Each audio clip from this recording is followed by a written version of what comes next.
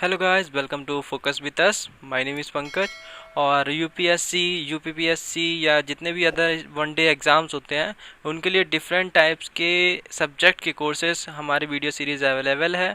आप चैनल पे जाके वहाँ से देख सकते हैं। और ये सीरीज़ शुरू हो गई है हमारे करंट अफेयर की।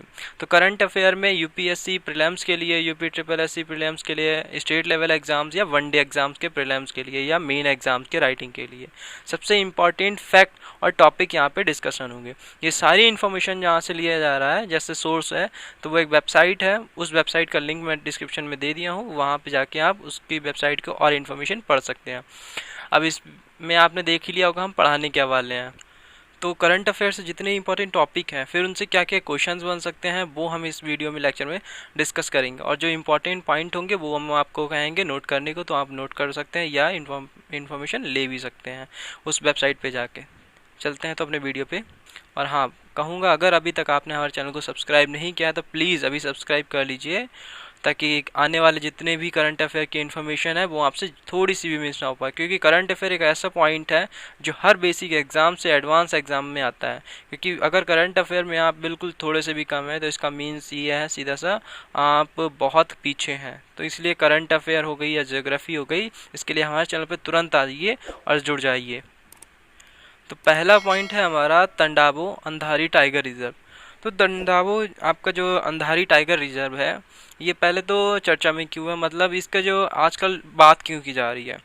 तो जो ईयर 2019 है उसमें महाराष्ट्र के चंद्रपुर जिले में जो तडाबू अंधारी टाइगर रिजर्व है उसमें एक सर्वेक्षण किया गया और ये पाया गया, लगभग ये जो सर्वेक्षण था यानी सर्वे था, ये 1727 वर्ग किलोमीटर के कोर के एक बर्फ क्षेत्र में किया गया। ठीक है, बफर क्षेत्र में, सॉरी बर्फ नहीं, बफर क्षेत्र में किया गया। और उसमें क्या हुआ, 115 बाघों, ठीक है, 115 बाघ मिले और 151 तेंदुओं की उपस्थिति दर्ज की गई। तो इसका सीधा सा मतलब है इसमें देखा गया है बढ़ोतरी, बाघों की बढ़ोतरी में सबसे ज़्यादा नंबर 1 पे है महाराष्ट्र और मध्य प्रदेश। तो इन दो इलाकों में सबसे ज़्यादा बढ़ोतरी देखी गई, तो इसीलिए कहा जा रहा है ये आपका तंबोदो अंधारी टाइगर रिजर्व अभी चर्चा में बना हुआ है। इस पे करंट अफेयर के बेसिक क्वेश्चन बन सकते हैं कि जो तडाबू अंधारी टाइगर रिजर्व है ये कहाँ स्थित है, ये कहाँ लोकेटेड है, आपका महाराष्ट्र के चंद्रपुर जिले में, यहाँ पे आप देख सकते हैं इसको। तो इसके मेन पॉइंट्स की बात करें तो टार्टर, ठीक है, TATR में लगभग ये आपका जो तंडारी रिजर्व टाइगर है इसको हम शॉर्ट फॉर्म में TATR बोल सकते हैं। यहाँ पे आप देख सकते हैं इसे हम TATR बोल सकते हैं। इसमें 625 वर्ग किलोमीटर कोर और 1127 वर्ग किलोमीटर जो है बफर क्षेत्र शामिल है। बफर क्षेत्र ऐसा होता है जिसमें जंगल और मिक्स होता है, ऐसे समझ लीजिए, बफर क्षेत्र होता है कम एरिया वाला। तो उसमें किसमें है, TATR में।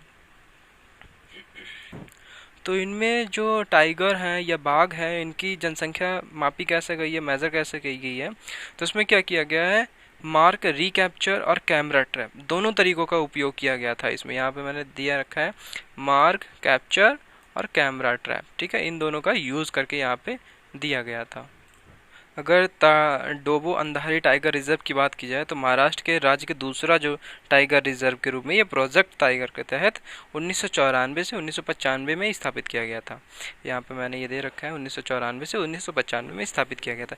तो इसकी स्थापना पूछी जा सकती है कि तंडाबू अंधारी टाइगर रिजर्व कहाँ पे है और इसकी स्थापना कब हुई थी, ठीक है, ये भी पूछा जा सकता है। तो 1945 में लगभग आपका एक ईयर दे रखा होगा, 1944 या 1945।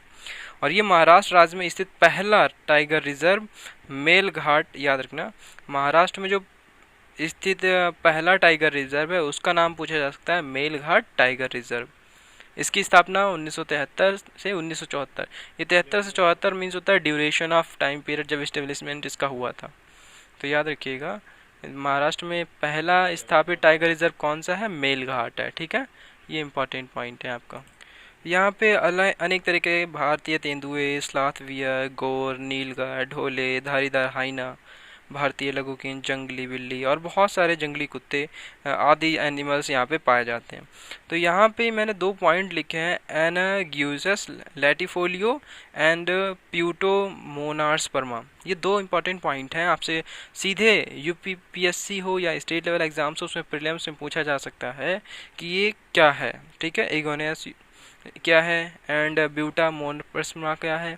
तो ये क्या है, यहाँ पर उगने वाली जो घासें होती हैं अग्नि प्रतिरोधी पौधे की प्रजाति हैं। याद रखिए ऐसे पौधे हैं जिनमें आग नहीं लगती। और यहाँ प्लास, ये प्लास यहाँ पे नाम लिखा है प्लास, इसका वैज्ञानिक नाम है ब्यूटा मोनोस्पर्मा। ये वृक्ष पाए जाते हैं, इसे जंगल की आग भी कहते हैं। याद रखिए इसे ही जंगल की आग भी कहते हैं। तो ये 2 पॉइंट्स आपसे सीधे प्रीलिम्स से पूछे जा सकते हैं कि एग्नेयूसस और लेटिफोलियो एंड ब्यूटा मोनोस्पर्मा ये क्या है। तो ये 2 पौधों के नाम हैं और जिसमें से पहला है एनोगेसिस एंड लेटिफोलियो, ये आपके क्या हैं, अग्नि प्रतिरोधी पौधे की प्रजातियां हैं। इन्हें आपको याद रखना है। अब बढ़ते अपने नेक्स्ट टॉपिक की तरफ, साइक्लोन और उष्ण महासागर। तो साइक्लोन और उष्ण महासागर में साइक्लोन क्या होता है, उष्ण महासागर क्या, तूफान क्या होता है, अभी हम सारा डिस्कस करेंगे। उससे पहले ये समझ लीजिए ये हमारा इम्पोर्टेंट क्या है और क्यों ये करंट में ये अभी चल रहा है। तो अभी आप जानते हैं अम्फान नाम का, ठीक है। तो अम्फान नाम का एक तूफान आया हुआ है पश्चिम बंगाल में। यहाँ पे देख सकते हैं ये है अम्फान नाम का एक तूफान। तो इसने क्या है, भारी तबाही मचाई हुई है पूरे अम्फान में, जिसके कारण बंगाल की खाड़ी में सामान्य से अधिक तापमान हो गया और इसके कारण अत्यंत गंभीर जो चक्रवात हैं वो यहाँ पे देखे जा रहे हैं, जिसके कारण चक्रवाती तूफान भी बड़े बड़े आ रहे हैं और ये भयानक तबाही मचा रहे हैं। तो सुपर साइक्लोन ये क्या होता है, तूफान जिनका निर्माण बहुत तेजी से होता है और जिनकी वायु की गति अत्यंत गंभीर चक्रवाती तूफान की वायु गति से बहुत अधिक हो जाती है, वे सुपर साइक्लोन माना जाते हैं। तो याद रखिएगा सुपर साइक्लोन क्या होते हैं, यानी कि जिनकी ऐसे तूफान जिनकी गति जो होती है चक्रवाती तूफान से भी बहुत ज़्यादा बड़े हो जाते हैं, वो सुपर साइक्लोन माने जाते हैं। ये क्वेश्चन आपसे पूछा जा सकता है, सुपर साइक्लोन क्या होता है। जो सुपर साइक्लोन है जो पश्चिम बंगाल की तरफ बढ़ चुका है और 1999 के सुपर साइक्लोन के बाद ये बंगाल में आया सबसे बड़ा और सबसे तेज चक्रवात है। इसे भी आपको याद रखना है। सबसे पहले इससे पहले 1999 में आ चुका था सुपर साइक्लोन और उसके बाद सबसे बड़ा चक्रवात अब आया हुआ है। तो जैसा कि मैंने बता दिया सुपर साइक्लोन क्या होता है, तूफान का बहुत तेज़ी से निर्माण हो और फिर उसकी जो तेज़ हवाएं हैं, वायु की गति है बहुत तेज़ हो जाए, यानी चक्रवाती तूफान से भी तेज़ हो जाए, तो उसे कहते हैं हम सुपर साइक्लोन। अब इसी में बात करते हैं उष्णकटिबंधीय चक्रवात। अब ये उष्णकटिबंधीय चक्रवात क्या होते हैं समझ लीजिए। तो उष्णकटिबंधीय जो कटिबंधीय चक्रवात होते हैं आक्रामक तूफान होते हैं। ये भी तूफान का ही एक दूसरा रूप होते हैं जो आक्रामक रूप ले लेते हैं, कहीं इधर जो आते हैं कभी उधर जाते हैं और इनका अंत बहुत ही निश्चित तौर पे होता है या कह सकते हैं नहीं भी होता है। जैसे जिनकी उत्पत्ति जो होती है, यानी जो चक्रवाती तूफान होते हैं इनकी उत्पत्ति उष्णकटिबंधीय क्षेत्रों के महासागरों पर होती है और ये तटीय क्षेत्रों की तरफ गतिमान होते हैं, मतलब चलते रहते हैं, धीरे धीरे चलते रहते हैं। अगर उष्णकटिबंधीय चक्रवात निर्माण की अनुकूलन स्थितियां देखी जाए, मतलब इनका जो निर्माण है वो किन स्थितियों के कारण होता है, परिस्थितियों के कारण होता है, वो समझ लीजिए। पहले यहाँ पे एक फिगर है, इसी के अकॉर्डिंग हम समझाएंगे। डायरेक्शन ऑफ स्टॉर्म देखिए क्या हो, तो वह समुद्री सतह, मतलब समुद्र के पास की एक सतह होनी चाहिए, ठीक है। तो सतह मान लेते हैं आसपास कोई भी होगी। समुद्री सतह का तापमान जो है 27 डिग्री सेंटीग्रेड से अधिक हो जाना है। जब समुद्र का तापमान है 27 डिग्री सेल्सियस से अधिक हो जाता है, तब इसमें तूफान का निर्माण होना शुरू हो जाता है। और ये कोरियालिस वल्व की उपस्थिति होना, इसमें कोरियालिस वल्व भी इफेक्ट करता है। यहाँ पे आपको दिखाया गया है रेयर वेंट्स, जो वैंड होते हैं यही क्या होते हैं, रेन वेंट्स, ये थोड़े से कोरियालिस बल होते हैं। लंबवत पवनों की गति में अंतर कम होना, ये भी इसका एक कारण है। और समुद्री तल पर ऊपरी अपक्षरण होना। तो मान लीजिए यहाँ पे कोई अगर एकदम से गड्ढा हो गया, गड्ढे होने का मतलब है एकदम से नीचे उस सतह का पानी कहीं दूसरी जगह पे चला गया, तो पानी क्या करेगा, यहाँ से और यहाँ से आकर भरना शुरू होगा और जब साइक्लोन आएगा तो क्या होगा, यहाँ से तेजी से हवा बाहर निकलेगी। अब जब पानी अंदर जाएगा तो हवा बाहर आएगी और यही जो हवा होती है ये तूफान और साइक्लोन का रूप ले लेती है और ये तेजी से बढ़ती हुई अपोजिट डायरेक्शन में चली जाती है जहाँ से पानी भर रहा होता है। अब हमने इसमें पॉइंट पढ़ा कि यानी कि समुद्र के तापमान में वृद्धि होना। तो बंगाल की खाड़ी के तापमान में कैसे वृद्धि हुई, उनके कारणों की चर्चा हम इसमें कर लेते हैं। तो चक्रवात जो है उष्ण महासागरों तथा उनमें उत्पन्न उष्ण नमी के ऊर्जा से प्राप्त होते हैं। तो उसमें जो ऊर्जा होती है वहाँ से प्राप्त होते हैं। तो वर्ष 2020 के गर्मियों के समय बंगाल की खाड़ी का रिकॉर्ड तापमान दर्ज किया। वहाँ पे सबसे ज़्यादा रिकॉर्ड गर्मी पड़ी, क्योंकि जीवाश्म ईंधन के लगातार उत्सर्जन के कारण महासागरों के तापमान में लगातार वृद्धि हो रही है। मई माह के प्रथम 2 सप्ताह में यहाँ समुद्री सतह का जो तापमान है 32 से 34 डिग्री सेंटीग्रेड ज़्यादा हो गया। इसने चक्रवात निर्माण के लिए सबसे ज़्यादा अपनी भूमिका निभाई। अब बात करते हैं प्रधानमंत्री ग्राम सड़क योजना के अंतर्गत कायर जियो टेक्सटाइल। तो ये कायर जियो टेक्सटाइल क्या है, तो भारत सरकार ने यानी इंडियन गवर्नमेंट ने 20 अप्रैल 2020 को कहा था प्रधानमंत्री ग्राम सड़क योजना जो है इसके तीसरा चरण जो शुरू होने वाला है उसमें जो सड़कों का निर्माण होगा उसमें कायर जियो टेक्सटाइल का यूज़ किया जाएगा। तो ये जो कायर जियो टेक्सटाइल क्या है यही हम इसमें देखने वाले हैं। ठीक है, तो इसके बाद देखिए, तो कायर जियो टेक्सटाइल क्या होता है, एक प्रकार का परागम्य कपड़ा है। ठीक है, जो प्रकृति से बहुत मजबूत होता है, अधिक टिकाऊ होता है और टूट फूट और नमी भी बहुत कम होती है। और इसमें किसी भी सूक्ष्म जीवी जो माइक्रोबियल्स होते हैं हमले से मुक्त होता है, यानी इसमें कोई कीड़ा इसे खत्म भी नहीं कर सकता। तो इसीलिए इसका यूज़ किया जाएगा सड़कों के निर्माण में। तो केंद्रीय ग्रामीण विकास मंत्रालय, याद रखिएगा, union ministry of rural development की राष्ट्रीय ग्रामीण अवसंरचना विकास एजेंसी, जिसे हम PMGSY, ठीक है, उसकी थर्ड स्टेज के तहत ग्रामीण सड़कों के लिए कायर जियो टेक्सटाइल का यूज़ किया जाने वाला है। अब यहाँ पे देखिए, ये आपके अनुसार दे रखा है, इम्पोर्टेंट पॉइंट है।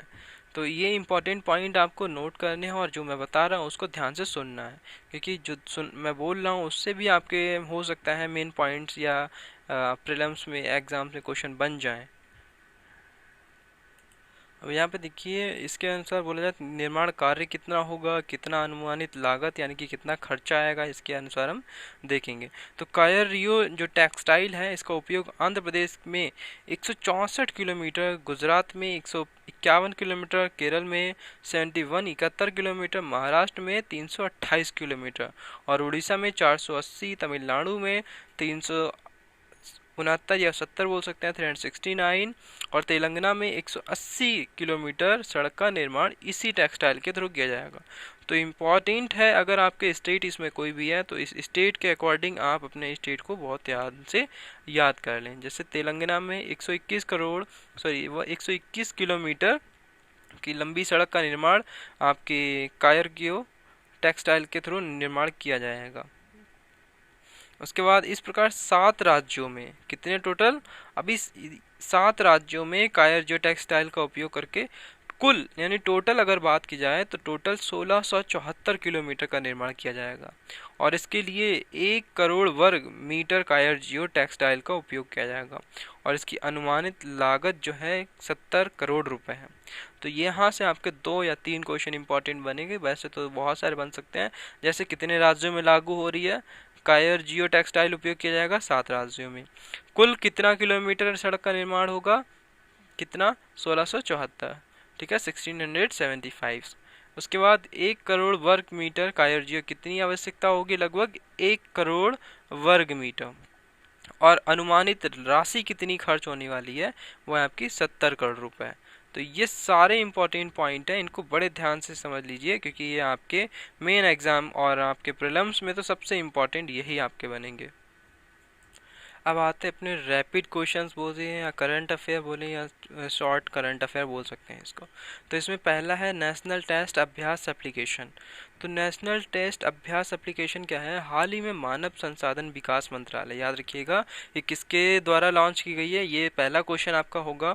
नेशनल टेस्ट अभ्यास एप्लीकेशन किसके द्वारा लॉन्च की गई है, HRD के द्वारा, यानी मानव संसाधन विकास मंत्रालय के द्वारा ये डेवलपमेंट की गई है, बनाई गई है। और ये NTA नेशनल टेस्टिंग एजेंसी जो आपकी वन एजेंसी होगी पूरे इंडिया में जो लागू होने वाली है उसके तहत ये बनाई गई है और इस ऐप को जो नेशनल टेस्टिंग एजेंसी द्वारा विकसित किया गया है, जो क्या करेगा, जो भी परीक्षाओं, आगामी जो परीक्षाएं हैं जैसे नीट हो गया, यूपीएससी हो गया, जेई हो गया, जेई मेन हो गया, इनकी परीक्षाओं की जो तैयारी कर रहे हैं, इस पर जाकर उच्च गुणवत्ता वाले मॉक टेस्ट दे सकते हैं और इससे उनको हेल्प मिलेगी घर बैठे ऑनलाइन एजुकेशन की। और वहाँ पे कुछ टॉपिक्स भी इम्पोर्टेंट होंगे जो जिसके बारे में आपको आसानी से इन्फॉर्मेशन मिल सकती है कि आपको क्या पढ़ना है वहाँ पे, जिससे आप अच्छे से मार्क्स गेन कर सकें। तो देश में बहुत अभी लॉकडाउन लगा हुआ है, बहुत सारे छात्र जो हैं घर पे बैठे हुए हैं, तो उन्हीं के तहत ये इन छात्रों को ये फ्री में, याद रखिएगा, ये जो जिस एप्लीकेशन की बात कर रहे हैं, नेशनल टेस्ट अभ्यास एप्लीकेशन, ये फ्री में होगी और सभी लोग इस पर जाकर ऑनलाइन टेस्ट दे सकते हैं। और तो और इस एप्लीकेशन में है क्या, इन पर जो टेस्ट अवेलेबल है, ठीक है, उनको आप डाउनलोड भी कर सकते हैं और डाउनलोड करके अगर आपके पास डेटा नहीं है और डेटा ना होने के बाद भी आप ऑफलाइन रहते हुए भी आप अपने मॉक टेस्ट दे सकते हैं। ठीक है, ये एंड्रॉयड आधारित, टैबलेट आधारित और गूगल प्ले स्टोर से इसको डाउनलोड किया जा सकता है। दूसरा है हमारा आतंक विरोधी दिवस। तो यह आतंक विरोधी दिवस क्या है, इसको हम समझ लेते हैं। ठीक है, तो आतंक विरोधी दिवस क्या, प्रतिवर्ष यानी हर साल 21 मई को, याद रखिएगा, 21 मई को संपूर्ण भारत में आतंक विरोधी दिवस मनाया जाता है। आतंक विरोधी दिवस का जो आयोजन किया गया था मुख्य रूप से भारत के पूर्व प्रधानमंत्री राजीव गांधी की स्मरण शक्ति को, मतलब उन्हें स्मरण करने के लिए याद किया गया था। याद रखिएगा किसकी याद में मनाया जाता है, ये पूर्व प्रधानमंत्री राजीव गांधी।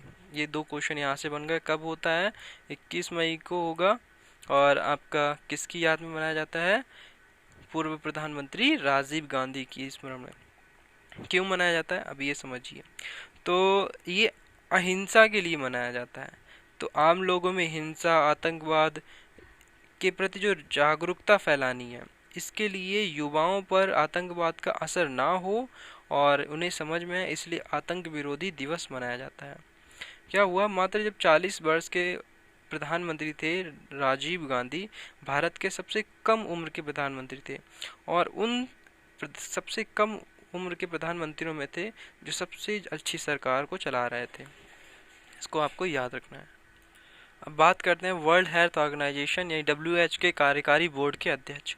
तो हाल ही में WHO के कार्यकारी बोर्ड के रूप में केंद्रीय स्वास्थ्य मंत्री डॉक्टर हर्षवर्धन को चुना गया है और ये आज 22 मई को पदभार ग्रहण करेंगे। डॉक्टर हर्षवर्धन WHO के कार्यकारी बोर्ड में मौजूदा अध्यक्ष जापान के डॉक्टर हिरोकी नाकातानी, याद रखना, डॉक्टर हिरोकी नाकातानी ये जापान के थे, इनका स्थान ये लेने वाले हैं। और इसमें आपको ये भी पता होना चाहिए, केंद्रीय स्वास्थ्य मंत्री होने के नाते कोविड-19 से मुकाबले में डॉक्टर हर्षवर्धन भारत के प्रयासों में भी सबसे ज़्यादा सफल व्यक्ति रहे हैं। इन्होंने बहुत सारे प्रयास किए ताकि कोविड-19 इंडिया में ना फैले। विश्व स्वास्थ्य सभा यानी वर्ल्ड हेल्थ असेंबली जो है, इनकी नीतियों को प्रभावी बनाने हेतु सलाह देना इनका मुख्य कार्य होगा और इनके मुख्य कार्य में इनको केवल बैठकों में ही शामिल होना होगा। ठीक है, इसको याद रखना है, बैठकों में शामिल होना होगा। और जैसे नीतियां हैं इनकी प्रभावी जब भी बनेंगी तो उनमें सलाह देना और क्या क्या उपयोग किए जा सकते हैं, क्या क्या उपाय किए जा सकते हैं, इसके लिए होता है। अब ये वर्ल्ड हेल्थ असेंबली होती क्या है, इसको समझ लीजिए। एक कार्यकारी बोर्ड में स्वास्थ्य क्षेत्र में तकनीक रूप से 34 व्यक्तियों को शामिल किया जाता है, 34 व्यक्ति होते हैं। इन सभी सदस्यों को विश्व स्वास्थ्य सभा द्वारा इस कार्य के लिए चुने गए राष्ट्रों द्वारा नामित किया जाता है। उन्हें मतलब उनको बुलाया जाता है, उनको पद ग्रहण कराया जाता है और इनको अनेक बैठकों में शामिल होना होगा। तो बस इतना आपको इसमें से 2-3 क्वेश्चन याद रखने हैं। वर्ल्ड हेल्थ ऑर्गेनाइजेशन के कार्यकारी बोर्ड के रूप में किसे चुना गया है, केंद्रीय स्वास्थ्य मंत्री डॉक्टर हर्षवर्धन को, और ये पदभार कब ग्रहण करेंगे, 22 मई को, यानी आज के दिन हमारे। और लास्ट और इम्पॉर्टेंट पॉइंट है हमारा विश्व मधुमक्खी दिवस। तो इसमें आपको पहले 2 पॉइंट समझ लेने हैं। विश्व मधुमक्खी दिवस कब मनाया जाता है, 20 मई को मनाया जाता है। और विश्व मधुमक्खी दिवस की थीम क्या थी 2020 की, मधुमक्खी को बचाओ यानी सेव द बीज। क्योंकि ऐसा माना जाता है कि पूरी अर्थ को सबसे ज़्यादा इन्वायरमेंट को सुरक्षित रखती हैं बीज, और बीज ही होती हैं जो ऐसे नेक्टर बनाती हैं जो इंसानों द्वारा नहीं बनाए जा सकते हैं। ठीक है, तो इस पॉइंट को भी आपको याद रखना है। इसके बारे में थोड़ी सी इन्फॉर्मेशन हम पढ़ लेते हैं। अब जो ये दिवस है 20 मई का दिवस है, विश्व मधुमक्खी दिवस है, क्यों मनाया जाता है इसको समझ लीजिए। तो 18वीं शताब्दी में लगभग आधुनिक मधुमक्खी पालन की तकनीकी क्षेत्र में बहुत अच्छा काम करने वाले एक एंटोन जनसा के जन्मदिन को 20 मई, उनका जन्मदिन जो है 20 मई को हुआ था, इसीलिए इनके जन्मदिन को ही विश्व मधुमक्खी दिवस के रूप में मनाया जाता है। और जो विश्व मधुमक्खी दिवस मनाने की जो प्रस्ताव है, ये 7 जुलाई 2017 से शुरू हुआ था और इटली में ये शुरू हुआ था, जब organisation FAO food and agriculture organisation ने 40वीं जो आपके 40th यानी 40वीं सत्र में इसको स्वीकृत किया। तो इसमें आपको पॉइंट ये भी बन सकता है कि आपका विश्व मधुमक्खी दिवस कब से मनाया जाता है, या पहला विश्व मधुमक्खी दिवस किस ईयर में मनाया गया। तो याद रखना है 2017 में। तो ये हमारी करंट अफेयर की सबसे इम्पोर्टेंट पॉइंट या सबसे इम्पोर्टेंट श्रृंखला थी। आई होप आपको पसंद आया होगा। तो सभी के पास शेयर कीजिएगा, क्योंकि अभी हमारे पास जितने सब्सक्राइबर नहीं है, तो जल्दी से जल्दी सभी के पास शेयर कीजिए, ताकि सब्सक्राइबर बढ़ सके, हमारा भी मनोबल बढ़ सके, और इंटरेस्टिंग बनाने के लिए और इफेक्ट जोड़ सकें और अच्छा सा इस वीडियो को बना सकें। थैंक यू गाइस, मिलते हैं नेक्स्ट वीडियो में। आई होप आप शेयर जरूर करेंगे और सब्सक्राइब तो कर ही लिया होगा।